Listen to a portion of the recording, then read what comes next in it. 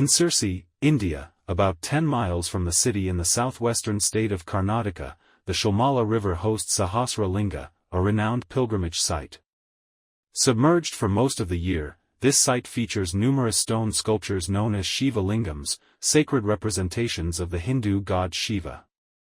These lingams become visible annually during the Maha-Shivaratri festival, typically held in late February or early March, when the river's water level drops, revealing the idols to thousands of pilgrims.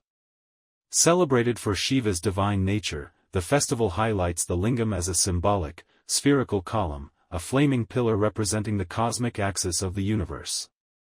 Each Shiva lingam in worship is set into a yoni, a specially designed base that serves a practical purpose, allowing offerings poured over the lingam to flow over its sacred form. These iconic representations of Shiva are found across the region, embodying profound spiritual significance. Across Southeast Asia and parts of East Asia, including China and Japan, the Shiva lingam, a cylindrical icon associated with the Hindu deity Shiva, has been revered for over 2,000 years. Its original meaning remains debated, with some ancient astronaut theorists proposing it represents a powerful technological device rather than a purely symbolic or religious object. In 1900, at the Paris Congress of the History of Religions, Swami Vivekananda, a scientist and monk who played a key role in introducing Hinduism to the West, delivered a lecture clarifying the Shiva lingam's significance. Western scholars often interpreted the lingam and its complementary yoni as sexual symbols, with the cylinder representing a phallic form and the yoni a female counterpart. Vivekananda challenged this view, explaining that the Shiva lingam symbolizes the dynamic, manifesting energy of Shiva, representing divine energy rather than a mere phallic symbol, as commonly misunderstood in the West. Contrary to common misconceptions, the Shiva lingam is not merely a phallic symbol but a pillar, as the term linga itself means pillar in Sanskrit.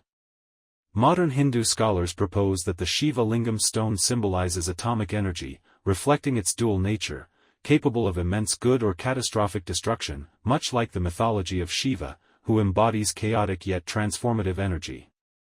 Ancient astronaut theorists support this idea, suggesting that the lingam's cylindrical shape closely resembles a modern nuclear reactor, with the groove at its base mirroring structures used to manage contaminated water in nuclear facilities. In Hindu rituals, water or milk is poured over the Shiva lingam, paralleling the use of water to cool nuclear reactors. Notably, Shiva temples are often located near water bodies like rivers or lakes, similar to the strategic placement of nuclear power plants, hinting at a possible ancient understanding of such powerful energy encoded in the lingam's symbolism. Could the Shiva lingam represent an ancient nuclear power plant? The symbolism of Shiva and the lingam suggests a cosmic or universal energy, which some propose aligns with nuclear power, a concept not fully understood until the 20th century with the discovery of nuclear fission. These ideas challenge our understanding of the ancient past, hinting at advanced knowledge predating modern humanity, possibly even before a great flood. In 1971, at the Sanskrit College in Calcutta, eastern India, Eric von Daniken met Professor Dilip Kanjilal to explore Vedic Sanskrit, the ancient language of Hindu religious texts. Professor Kanjilal, who modernized translations of these texts, revealed that ancient Indian scriptures describe gods using flying machines, called Vimanas, to travel between heaven and earth, suggesting advanced technological concepts in antiquity. Ancient Hindu texts, thousands of years old, provide detailed descriptions of Vimanas, flying vehicles used by gods to travel between places. These accounts include specifics about their appearance, operation, and requirements for piloting.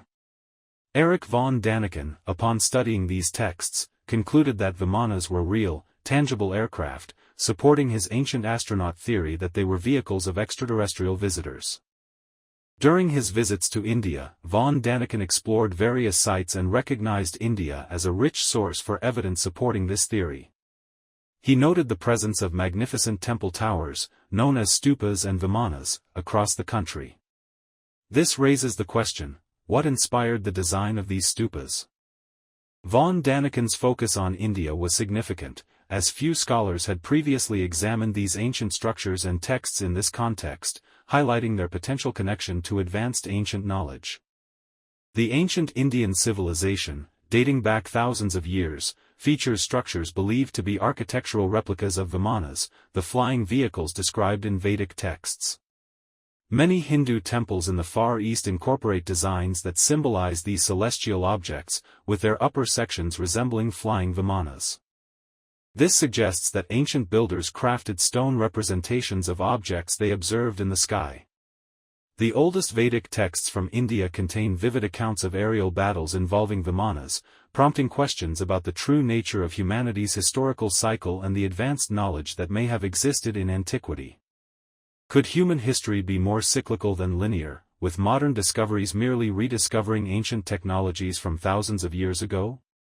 Ancient texts worldwide describe flying vehicles, people soaring through the air, and mythical flying horses.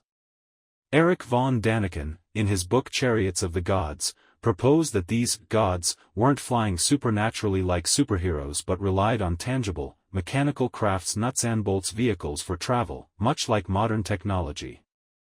In the Book of Enoch, the guardians of the sky, described as fallen angels, descended to earth, engaging in sexual relations with humans, producing giant offspring. This suggests possible interactions between extraterrestrials and humans in ancient times, challenging conventional views of history. Erich von Däniken's interpretation suggests that humanity is a hybrid creation of an extraterrestrial race that catalyzed our civilization thousands of years ago. In Varanasi, India, located 500 miles southeast of Delhi on the banks of the Ganges, one of the world's oldest cities thrives. According to legend, Varanasi was founded by gods and has long been a hub of knowledge and learning. It was once home to Sushruta, an ancient physician credited by historians with pioneering surgery in India. Sushruta performed advanced procedures like skin grafts, cataract removals, and early plastic surgery, showcasing medical expertise far ahead of his time.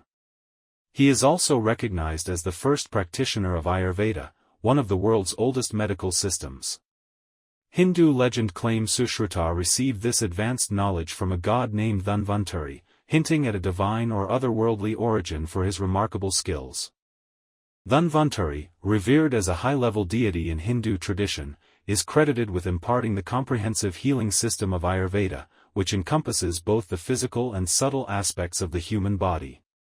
This knowledge was passed down to ancient Indian culture, where it has been preserved and developed over millennia.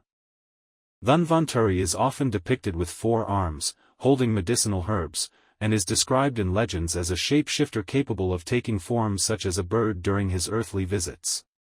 Could there be a connection between Dhanvantari and Thoth, the Egyptian god of healing, often portrayed as a half-man, half-bird figure? Both deities are depicted as bird-like beings who brought advanced medical knowledge to humanity. This raises the possibility that our foundational understanding of medicine, human anatomy, and healing practices may have originated from extraterrestrial sources, as suggested by these divine figures in ancient traditions. Ancient texts explicitly state that advanced medical knowledge, including surgery and healing, was bestowed upon humanity by gods, potentially extraterrestrial beings. Across cultures, the earliest healers and physicians are described as receiving their skills as divine gifts, suggesting that human advancement in medicine stemmed from the intervention and wisdom of these deities. In Colombia, the San Agustin Archaeological Park, situated along the west bank of the Magdalena River where it converges with 2 other rivers, holds profound significance. Ancient astronaut theorists argue this location was deliberately chosen, mirroring sacred sites like Varanasi in India, where 3 great rivers meet and are revered as holy. The selection of San Agustin, like its Indian counterpart, likely required aerial surveying, possibly using Vimanas, flying vehicles described in ancient texts. This strategic choice may explain the establishment of an ancient Shiva temple at this confluence, reflecting advanced knowledge of geography and sacred site selection. The Mahabharata, an ancient Hindu text, describes Vimanas, extraterrestrial flying machines. Could Hindu explorers have used these Vimanas to travel approximately 12,000 miles from India to South America, settling in regions like San Agustin centuries ago? Ancient astronaut theorists propose this possibility, pointing to evidence in the San Agustin Archaeological Park in Colombia. Thank you for joining us on this fascinating journey through ancient mysteries and the intriguing connections between Hindu mythology, advanced technology, and possible extraterrestrial influences. If you enjoyed exploring the secrets of the Shiva Lingam, Vimanas, and the enigmatic statues of San Augustine, don't forget to like, subscribe, and hit the notification bell for more mind-blowing content on ancient civilizations and their cosmic connections. Share your thoughts in the comments below. Do you think these ancient symbols point to lost technologies or extraterrestrial visitors? Let's keep the conversation going. Until next time, stay curious and keep exploring the mysteries of our past.